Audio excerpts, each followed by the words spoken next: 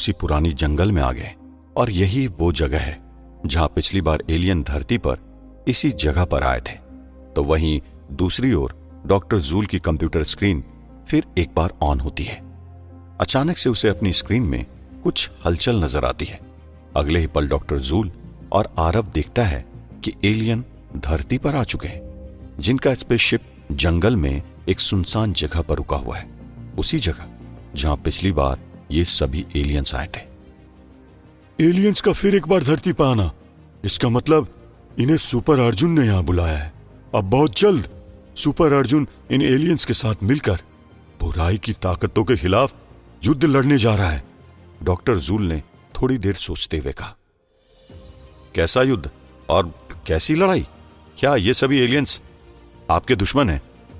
आरव ने थोड़ा चौंकते हुए डॉक्टर जूल से सवाल किया।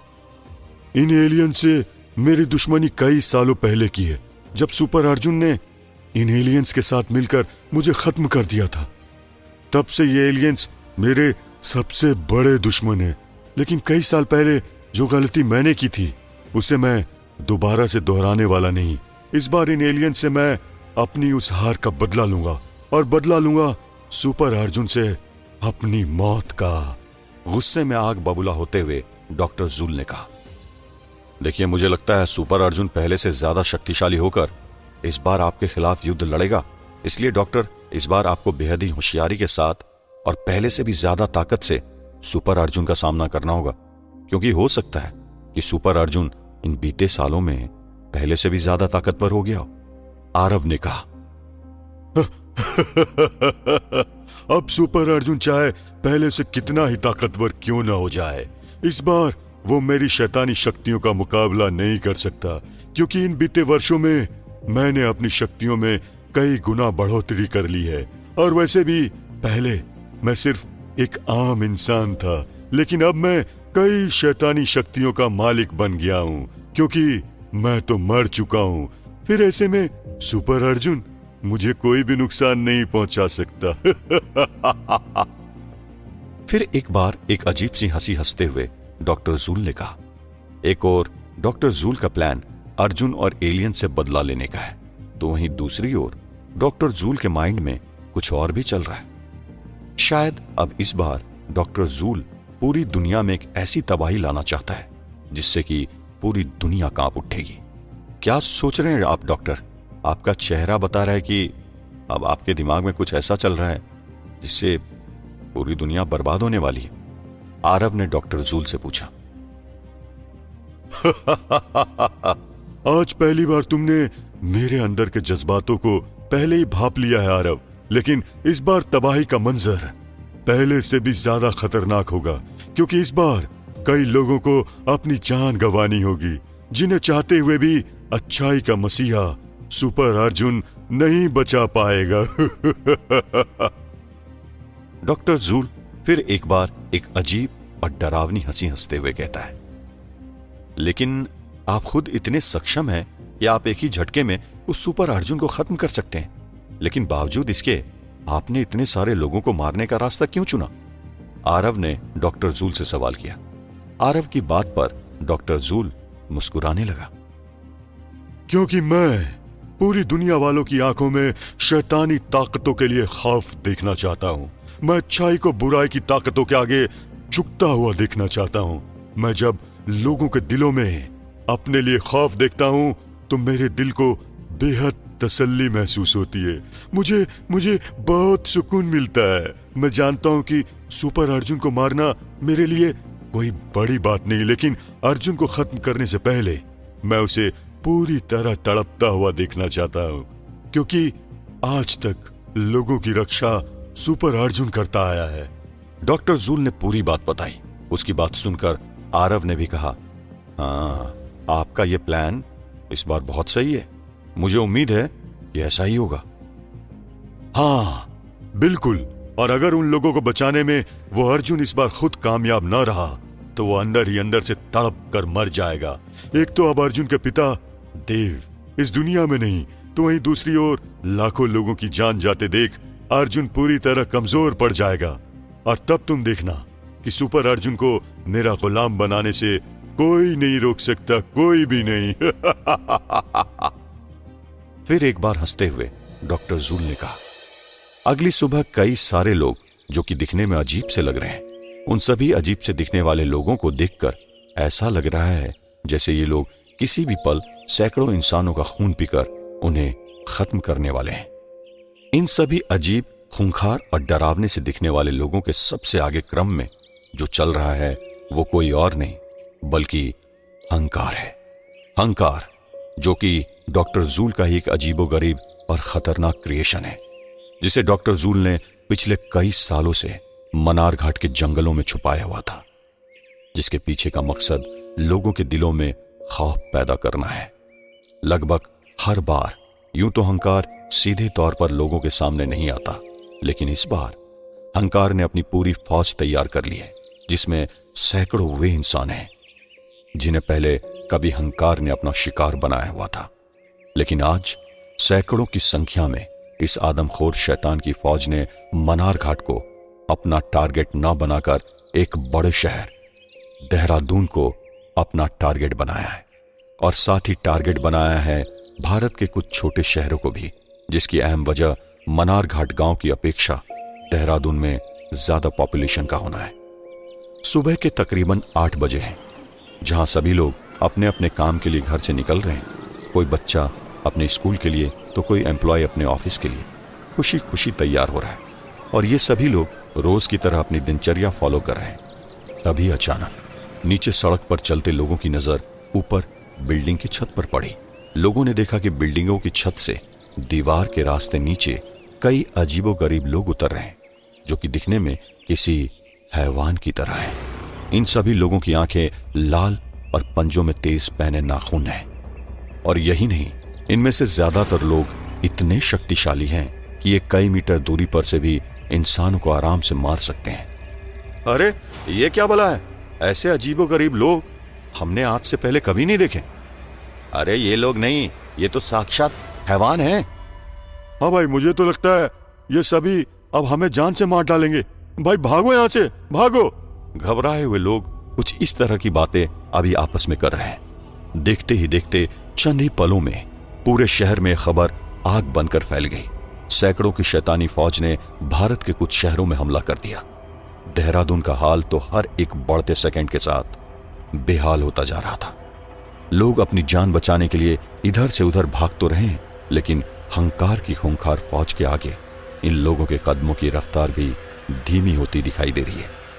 आज साक्षात काल लोगों के सिर के ऊपर बैठकर तांडव कर रहा है, और एक के बाद एक कई सारे लोग इन शैतानों के हाथों मारे जा रहे हैं। तकरीबन आधे घंटे बाद यह खबर पुलिस तक पहुंचती है, जिसे सुनकर पुलिस भी जल्दी से हरकत में आ जाती है। कम से कम दर्जनों पुलिस की गाड़ियां हंकार के इन शैतानों को खत्म करने के लिए आगे बढ़ रही है। हजारों पुलिस और आर्मी के जवान मौकाए वारदात पर तैनात हैं। सभी पुलिस और आर्मी के जवान लगातार इन सभी शैतानों के ऊपर गोलियों की बरसात कर रहे हैं, लेकिन तमाम गोलियों की बौछार के बावजूद भी इन पर उसका कुछ भी असर नहीं हो रहा। आखिरकार तंग आकर सेना और पुलिस के जवानों ने इन आदमखोर शैतानों के ऊपर बमों की बौछार करनी शुरू कर दी है, लेकिन बावजूद इसके इन तमाम बमों से भी इनके ऊपर कोई असर नहीं हो रहा है। हाँ, ये आखिर क्या चीज है और इन पर गोलियों का असर क्यों नहीं हो रहा? इंस्पेक्टर ने चिल्लाते हुए कहा। मात्र कुछ ही घंटों में शहर का प्रशासन पूरी तरह हिल चुका है, और यहां तक कि इतनी सारी लाशों को देखकर आधे से ज्यादा लोगों ने इन शैतानों के खौफ के कारण खुद आत्महत्या कर ली है। देहरादून शहर पर शैतानी हमले की खबर अब अर्जुन के कानों तक भी पहुंच गई है, जिसे देखकर अर्जुन पूरी तरह हिल चुका है। अर्जुन अभी अपने पिता देव की सीक्रेट लेबोरेटरी के अंदर मौजूद है, जहां उसके साथ मौजूद है उसका क्लोन अर्जुन। शैतानों का एक बार फिर हमला। ये सब क्या हो रहा है देश में? अपने लोगों की रक्षा कैसे करूं? कैसे इन शैतानों का सामना करूं? अब तो मेरे पास मेरी सुपर पावर भी नहीं है। अर्जुन ने क्लोन अर्जुन से थोड़ा परेशान होते हुए कहा। सुनने में आया है कि सारे आदमखोर शैतानों ने चंद ही घंटों में शहर की 1/3 आबादी को खत्म कर दिया है, और अब देखते ही देखते ये सभी शैतान पूरे देश में बारी बारी से फैल रहे हैं। और अब तो इनकी संख्या हजारों में पहुंचने वाली है। लेकिन 1000 की संख्या होने के बावजूद भी इन सभी ने लाखों लोगों के मौत के घाट उतार दिया है। क्लोन अर्जुन ने जवाब दिया, मुझे जल्दी वहां ले चलो, मैं इन सभी आदमखोर शैतानों का सामना करूंगा। अर्जुन ने कॉन्फिडेंस के साथ कहा, तुम ये मत भूलो कि तुम अभी एक नॉर्मल इंसान हो, इसलिए चाहकर भी तुम इनका मुकाबला नहीं कर सकते, क्योंकि वो सब अभी हजारों की संख्या में मौजूद है। क्लोन अर्जुन कहता है। उसकी इस बात पर असल अर्जुन सोच में पड़ गया। तो तुम ही बताओ मैं क्या करूं? क्या मैं ऐसे ही हाथ पर हाथ रखकर बैठे रहूं और इंतजार करूं अपनी आंखों के सामने लोगों के मरने का? अर्जुन एक तेज आवाज में पूछा। नहीं, तुम्हें कुछ करने की जरूरत नहीं है। बेशक तुम एक नॉर्मल इंसान हो सकते हो, लेकिन मैं तो नॉर्मल नहीं हूं ना। मैं जाऊंगा उन सभी आदमखोर शैतानों से लड़ने, फिर चाहे आज मेरी जान ही क्यों न चली जाए। मैं अपना फर्ज किसी भी हाल में पूरा करूंगा। क्लोन अर्जुन ने अर्जुन से कहा। नहीं नहीं, मैं तुम्हें अकेला कहीं भी नहीं जाने दूंगा, आज मैं भी तुम्हारे साथ चलूंगा, असल अर्जुन ने कहा। देखो, तुम मेरे साथ चले गए तो खूंखार लोग तुम्हें भी मार डालेंगे, इसलिए मेरी मानो तो तुम यहीं रहो। ऐसा करने से तुम्हारी जान बच जाएगी। तुम बात क्यों नहीं समझ रहे हो? क्लोन अर्जुन असल अर्जुन को समझाते हुए कहता है। अरे अब क्या फायदा ऐसी जान का जो किसी और की जान न बचा पाए, इसलिए मेरी जान की फिक्र मत करो, मैं तुम्हारे साथ चलूंगा और ये मेरा तुम्हें ऑर्डर है। अर्जुन ने एक तेज आवाज में कहा। अगर तुम कहोगे तो मैं तुम्हें अपने साथ ले जाऊंगा, लेकिन उससे पहले मेरी एक शर्त है। क्लोन अर्जुन कहता है। शर्त? कैसी शर्त? अर्जुन ने पूछा। यही कि मैं तुम्हें अपने साथ लेकर जाऊंगा, लेकिन तुम्हें वहां जाकर वो सब करना होगा जो मैं तुमसे करने को कहूंगा। बोलो, मंजूर है? क्लोन अर्जुन ने पूछा। हाँ हाँ, मंजूर है, अर्जुन ने कुछ सोचकर जवाब दिया। अर्जुन की इस बात पर क्लोन अर्जुन हल्का सा मुस्कुराया। उसने अर्जुन का हाथ पकड़ा और अगले ही पल वो अर्जुन को लेकर गायब हो गया। तकरीबन 5 मिनट बाद असल अर्जुन क्लोन अर्जुन के साथ शहर में पहुंचा, जहां चारों तरफ लाखों लाशों का ढेर लगा हुआ है। शहर की ऐसी हालत देखकर अर्जुन की आंखों से आंसू बह रहे हैं। ये सब मेरे कारण हुआ। अगर आज मेरे पास मेरे सुपर पावर्स होते तो मैं ये नौबत कभी नहीं आने देता और पास्ट में इन सभी को खत्म कर चुका होता, खुद को कोसते हुए अर्जुन ने कहा। तभी अर्जुन ने देखा कि क्लोन अर्जुन अचानक उसके बगल से गायब हो चुका है। अरे, ये क्लोन कहां गया? मुझे यहां पहुंचाकर खुद गायब हो गया, अर्जुन ने मन ही मन चिंतित होते हुए कहा। तभी उसकी नजर अपने सामने जाती है। वहां पर कुछ बच्चों के साथ एक बुजुर्ग खड़ा है, जिसके ठीक पास में हंकार के कुछ आदमखोर शैतान खड़े हैं, जो किसी भी पल उस बुजुर्ग के साथ उन मासूम बच्चों को अपना शिकार बना सकते हैं। दादाजी, दादाजी हमें बचाइए दादाजी, रोते पिलखते हुए उन बच्चों ने कहा। देखो बच्चों, घबराओ मत, तुम्हें कुछ नहीं होगा, दादाजी ने उन बच्चों को आश्वासन देते हुए कहा। लेकिन बावजूद इसके ये मासूम बच्चे अभी भी घबराए हुए हैं, क्योंकि उनके सामने मौजूद है खूंखार शैतान, जो किसी भी पल उन बच्चों को मौत के घाट उतार सकते हैं। अर्जुन उन बच्चों को बड़े गौर से देख रहा है। उन्हें देखकर अर्जुन को काफी दया आ रही है, जिस कारण अर्जुन की आंखों से लगातार आंसू बह रहे हैं। अगले ही पल अर्जुन हिम्मत जुटाकर उस ओर भागता है जहां मासूम बच्चे मौजूद हैं, कई सारे शैतानों के सामने। तो वहीं दूसरी ओर डॉक्टर जूल भी अपनी लेबोरेटरी में मौजूद बड़ी सी कंप्यूटर स्क्रीन पर अर्जुन को बड़े गौर से देख रहा है। लेकिन अभी उसके मन में अर्जुन को लेकर कई सारे सवाल भी उमड़ रहे हैं। ये अर्जुन सुपर अर्जुन के रूप में क्यों नहीं आ रहा?